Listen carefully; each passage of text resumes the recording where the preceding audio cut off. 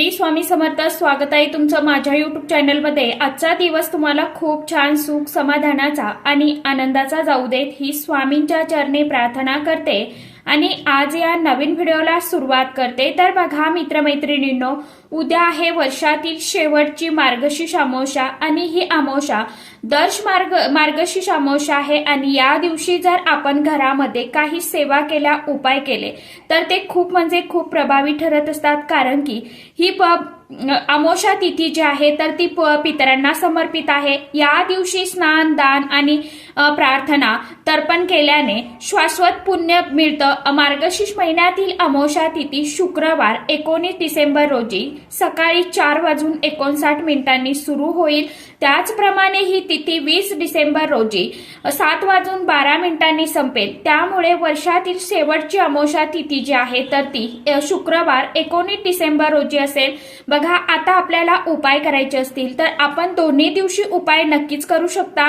त्याचप्रमाणे प्रत्येक आईवडिलांची इच्छा असते की आपल्या मुलींची प्रगती व्हावी. अभ्यासामध्ये असेल किंवा मग नोकरीमध्ये असेल, कोणत्याही क्षेत्रामध्ये असेल, कोणत्याही क्षेत्रामध्ये त्यांनी मागे राहू नये. पण पाहिजे तसं होत नाही. मुलं अभ्यास तर करतात, परंतु त्यांना पाहिजे तसे मार्क्स जे आहे तर ते मिळत नाही किंवा त्यांच्या अभ्यासामध्ये लक्ष लागत नाही. त्यांना मनासारखी नोकरी मिळत नाही किंवा अगदी ते घरामध्ये उद्धटपणे बोलतात, रागवतात, सतत चिडचिड करतात किंवा त्यांचा विवाह योग जो आहे तर तो जुळून येत नाही. मुलांच्या मागे आजारपण लागलेलं असतं. अगदी मुलगा मोठा असेल, छोटा असेल किंवा मुलगी असेल, असे प्रत्येकाबाबत आपल्याला हे प्रश्न असतातच. तर हे सर्व प्रश्न दूर होण्यासाठी या दिवशी कोणते उपाय करायचे आहे, कोणत्या सेवा करायच्या आहे, त्याचबरोबर आपल्याला आपल्या मुलांवरून एक वस्तू जी आहे तर ती आवर्जून आपल्याला उद्याच्या दिवशी म्हणजे शुक्रवारी मार्गशीर्ष अमावस्येच्या दिवशी आवर्जून ओवाळून टाकायची आहे. आता ही कोणती वस्तू असणार आहे आणि कोणत्या वेळेमध्ये आपल्याला हा खास करून उपाय करायचा आहे, कारण की 2025 वर्ष जे आहे तर ते अगदी संपत आलेलं आहे आणि ही वर्षातील शेवटची अमावस्या तिथी असल्यामुळे खास करून प्रत्येक आईवडिलांनी आपल्या मुलांसाठी हा जो उपाय आहे ना तर तो सर्वांनी खरंच आवर्जून नक्की करून बघा. कोणती वस्तू आपल्याला ओवाळून टाकायची, कोणत्या वेळेमध्ये टाकायची, उपाय कशा पद्धतीने करायचा आहे याविषयीची संपूर्ण माहिती आजच्या या नवीन व्हिडिओमध्ये मी तुमच्या बरोबर शेअर करणार आहे. त्यामुळे तुम्ही हा व्हिडिओ स्किप न करता शेवटपर्यंत नक्की बघा. चॅनलवरती तुम्ही जर हा व्हिडिओ पहिल्यांदा बघत असाल तर चॅनलला आवर्जून सबस्क्राईब करा आणि असेच नवनवीन माहितीपूर्ण व्हिडिओ बघण्यासाठी समोरील बेल आयकॉनलाही प्रेस करा. त्यामुळे काय होईल, जेव्हा कधी मी नवीन व्हिडिओ अपलोड करेल तर सर्वात अगोदर त्याचं नोटिफिकेशन तुम्हाला मिळेल आणि तुम्ही एकही व्हिडिओ मिस करणार नाही. तर बघा मित्रमैत्रिणींनो, अमावस्येच्या दिवशी आपण सकाळी लवकर उठायचं आहे. अगदी तुम्ही ब्रह्ममुहूर्तावरती उठलं तरी पण चालेल. ब्रह्ममुहूर्तावरती आपण जी काय पूजा सेवा करतो तर त्या सेवेचा आपल्याला अगणित फळ जे आहे तर ते प्राप्त होत असतं. या दिवशी आपण आपल्या पितरांची पूजा सेवा आवर्जून करायची असते. कारण की जर आपल्या पूर्वजांना मोक्ष प्राप्त झाला तर त्यांच्या आत्म्याला शांती मिळते. तर त्यांना नक्कीच आपली सुद्धा कामे व्यवस्थितरित्या पार पाडत असतात आणि आपल्या घरामध्ये देखील पितृदोष नसतो. त्यामुळे किंवा पितृसेवा करणे, पूर्वजांची सेवा करणे याला देखील खूप अनन्यसाधारण महत्व असतं या अमावस्येच्या दिवशी. आता या दिवशी सकाळी लवकर उठल्यानंतर आपण एक तांब्या भरून पाणी घ्यायचं आहे. अगदी तुम्ही माठ भरून ठेवत असाल, मटकं भरून ठेवत असाल, हंडा भरून ठेवत असाल, त्यातलं पाणी घेतलं तरी पण चालेल. कोणत्याही मातीच्या भांड्यातलं पाणी घ्या. मातीचं भांड नसेल मग अशा वेळेस तुम्ही रेग्युलर पाणी जे घेताना ते घेतलं तरी सुद्धा चालणार आहे. आता हे पाणी आपल्याला आपल्या उंबरठ्याच्या दोन्ही साईडने कडेने आपल्याला शिंपडायचं आहे. कारण की या दिवशी अमावस्येच्या दिवशी आपले पूर्वज जे आहेत तर ते पृथ्वीवरती येत असतात आणि ते आपल्या उंबरठ्याजवळ येऊन थांबत असतात. आपण जर त्यांना तिथे पाणी शिंपडलं तर त्यांचा आत्मा जो आहे तर तो ते पाणी पिऊन तृप्त होत असतो आणि ते आपल्याला शुभ सुखी संसाराचे आशीर्वाद देत असतात. त्यामुळे या दिवशी उंबरठ्याच्या दोन्ही साईडने आपल्याला थोडं थोडं पाणी शिंपडायचं आहे. पाणी शिंपडत असताना मनामध्ये आपल्याला ओम पितृदेवताय नमः, ओम पितृदेवताय नमः, ओम पितृदेवताय नमः या मंत्राचा जप करायचा आहे। त्याचप्रमाणे आपण आपल्या पूर्वजांकडे माफी देखील मागायची आहे। आपण म्हणायचं आहे की माझ्याकडून जर काही कळत न कळतपणे काही चूकभूल झाली असेल, घरातील लहानांकडून मोठ्यांकडून जर काही चुकलं हुकलं असतील काही, तर त्याबद्दल आम्हाला माफ करा। पण आमच्याकडून जशी सेवा होईल तशी आम्ही तुमची सेवा करण्याचा नक्की जास्तीत जास्त प्रयत्न करू, असं आपल्या पूर्वजांना आपल्याला म्हणायचं आहे। त्याचप्रमाणे आता पूर्वजांची ही सेवा केल्यानंतर आपल्या पूर्वजांना मोक्ष प्राप्त व्हावा, त्यांच्या आत्म्याला शांती मिळावी यासाठी देखील प्रार्थना करायची आहे। त्यानंतर तुमची जी काय मनामध्ये इच्छा, आकांक्षा, मनोकामना आहे तर ती आपल्या पूर्वजांना सांगायची आहे। मुलांची प्रगती होऊ द्या किंवा मुलांचा विवाह लवकर जुळून येऊ द्या, घरामध्ये आजारपण आहे, जे काही आहे ते मनापासून आणि पूर्ण श्रद्धेने सांगायचं आहे। आपली इच्छा लवकरात लवकर पूर्ण होते असं देखील म्हटलं जातं। आता अमावस्येच्या दिवशी आईने मुलांवरून काही वस्तू ज्या आहेत ना तर त्या आवर्जून ओवाळून टाकायच्या आहे। तर सर्वात प्रथम म्हणजे भाताचा उपाय। आता बऱ्याचशा महिलांना माहित असेल की अमावस्येच्या दिवशी आपल्या मुलांवरून भात उतरून टाकायचा आहे। तर आता हा भात कसा उतरून टाकायचा आहे, भात कशा पद्धतीने शिजवायचा आहे आणि भात शिजवताना त्यामध्ये आपल्याला मीठ टाकायचं की नाही, आणि भात शिजून झाल्यावरती हा भात थोडा थंड होऊन द्यायचा आणि हा भात आपल्या मुलांवरून 7 वेळा ओवाळून घ्यायचा। उतारा करत असताना म्हणायचं आहे की माझ्या मुलाला जी काही नजरबाधा झालेली असेल, कुणाची इडापिडा लागलेली असेल, दुःख, दारिद्र्य, गरिबी, संकटे, अडचणी, अडथळे माझ्या मुलाच्या पाठीमागे लागले असतील तर ते पूर्णपणे दूर होऊ द्या असं आपण म्हणायचं आहे। त्यानंतर हा भात आपण आपल्या छतावरती म्हणजे गच्चीवरती नेऊन ठेवायचा आहे किंवा घराच्या बाहेर ठेवला तरी देखील चालेल। तुम्हाला जर अंगणामध्ये गॅलरीमध्ये जागा असेल तर तुम्ही तिथे सुद्धा ठेवू शकता। कारण काय होईल, एखादा पक्षी येईल आणि हा भात खाऊन जाईल, अशा पद्धतीने हा भात तुम्हाला ठेवायचा आहे।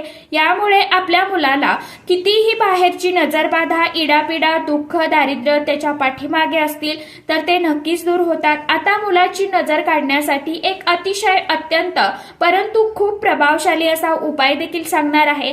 आता सगळ्यात महत्वाचं म्हणजे आपण जो काही उपाय करणार आहोत ना तर त्या उपायाबद्दल आपण कधीही कुणालाच सांगायचं नसतं। शेजारची व्यक्ती असो किंवा मग आपले नातेवाईक असो, भरपूर वेळा आपण काय करतो, आपण कुणाला तरी अगदी सहजपणे सांगून टाकतो। मग आपण जो काही उपाय करतो ना तर तो उपाय जो आहे तर तो आपला यशस्वी होत नाही, आपल्याला त्या उपायांचं सेवेचा रिझल्ट जो आहे ना तर तो जाणवत नाही। कारण की प्रत्येक व्यक्तीला आपल्याबद्दल, आपल्या मुलांबद्दल चांगलंच वाटते असं नाही ना, उलट त्यांच्या मनामध्ये असणारी जी काय निगेटिव्हिटी आहे तर ती आपल्या घरामध्ये कुठेतरी प्रभाव करत असते आणि आपल्या मुलाची प्रगती, पतीची प्रगती ही कुठेतरी खुंटते, रखडते।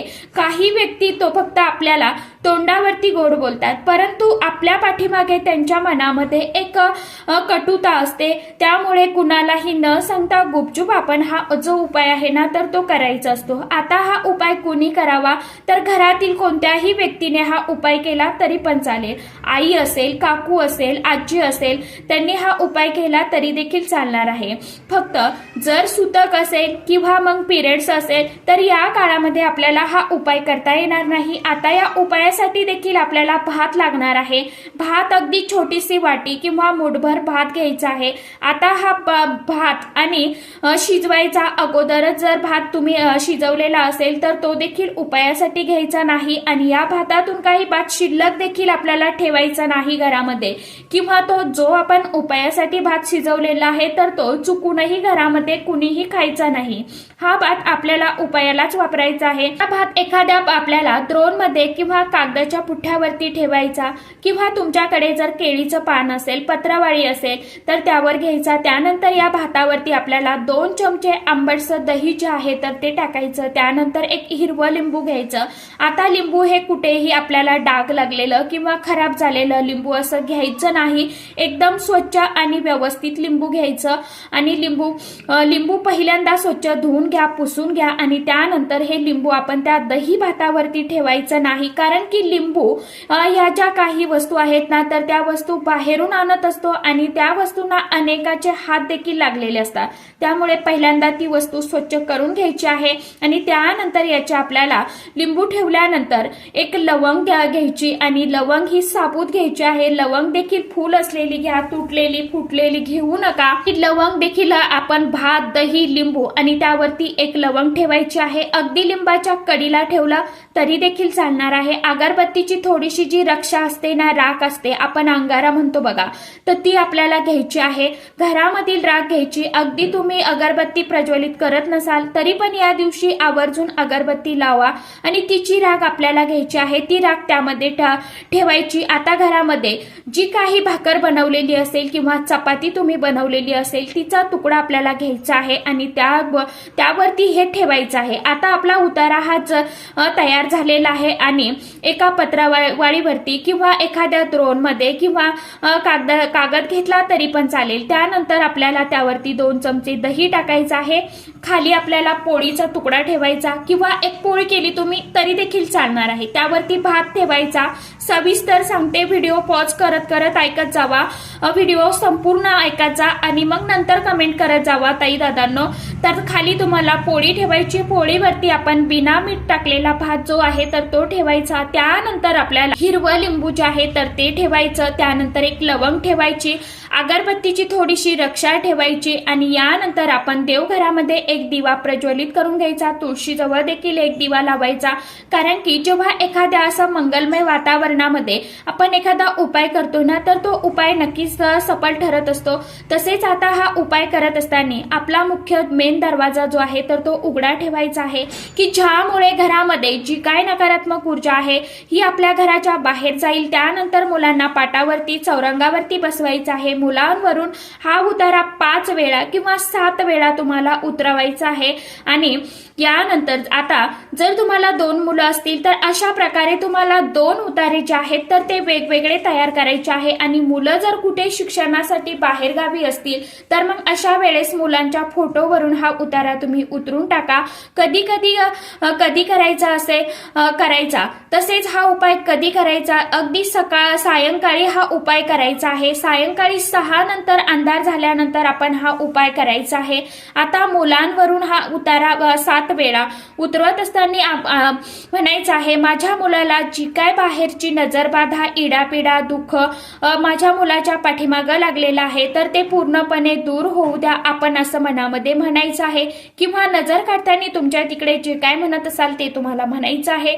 त्यानंतर हा उतारा घेऊन घराच्या बाहेर जायचं. घराच्या बाहेर रिकाम्या ठिकाणी हा भात आपल्याला ठेवायचा आहे आणि जिथे एखादा पक्षी प्राणी भात खाऊन जाईल, जसे की मुंग्या असतील, कीटक असतील, अशा पद्धतीने तुम्हाला हा भाताचा उतारा ठेवायचा आहे. आता जेव्हा उतारा ठेवतो त्यानंतर आपण घरी परत येतो त्यावेळी आपल्याला चुकून सुद्धा मागे वळून बघायचं नाही की एखादा पक्षी किंवा प्राणी हा उतारा खाल्लाय की नाही. आपण तसंच घरी यायचं. घरी आल्यानंतर स्वच्छ बाहेरच आपल्याला तोंड हातपाय धुवायचे, चूळ भरायची म्हणजे गुळणा करायचा आणि त्यानंतर तुमची घरामध्ये जी काय कामं आहेत तर ती तुम्ही करू शकता. यामुळे आपल्या मुलांना कितीही कठीण नजरबाधा झालेली असेल तर किंवा नकारात्मकता मुलांच्या मागे लागलेली असेल तर दूर होण्यास नक्कीच मदत होते. तर अशा प्रकारे तुम्हाला हा दही भाताचा उपाय जो आहे आपल्या मुलांसाठी, उतारा जो आहे तर तो उद्याच्या दिवशी सर्वांनी आवर्जून करायचा आहे.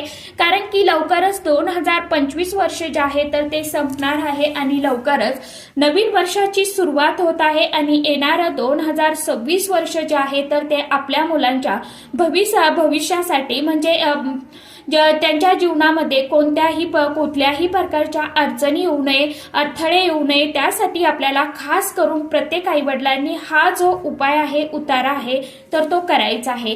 तर आशा करते की सांगितलेला उपाय तर समजलाच असेल. ज्यांना काही अडचण असेल, समस्या असेल त्यांनी कमेंट बॉक्समध्ये विचारू शकता. तर चला, आजच्या व्हिडिओमध्ये इतकीच माहिती होती. कशी वाटली नक्की सांगा. व्हिडिओ आवडला तर चॅनलला आवर्जून लाईक, शेअर, सबस्क्राईब जरूर करा. परत भेटूया नवीन माहिती सोबत, नवीन व्हिडिओ सोबत. तोपर्यंत सर्व माझ्या युट्यूब परिवाराला श्री स्वामी समर्थ.